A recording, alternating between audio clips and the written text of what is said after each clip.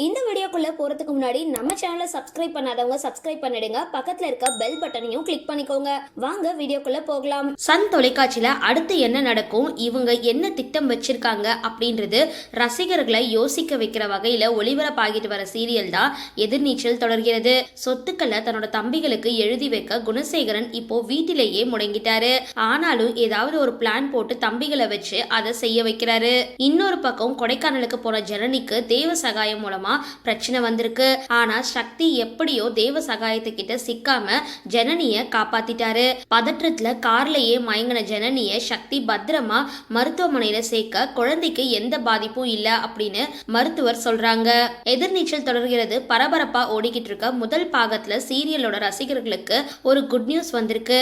அதாவது சன் டிவில ஒளிபரப்பாகிற எதிர்நீச்சல் சீரியலோட முதலாம் பாகம் கன்னடத்துல ரீமேக் ஆக இருக்கான். அந்த தொடருக்கு பாக்ய வந்தரு அப்படின்னு பெயரிடப்பட்டிருக்கு. சரி, இந்த வீடியோ பத்தின உங்களோட கருத்துக்களை கீழே கமெண்ட் பாக்ஸ்ல போஸ்ட் பண்ணுங்க. வீடியோ பிடிச்சிருந்தா லைக் பண்ணுங்க, ஷேர் பண்ணுங்க, மறக்காம டிபி காபி சேனலை சப்ஸ்கிரைப் பண்ணுங்க.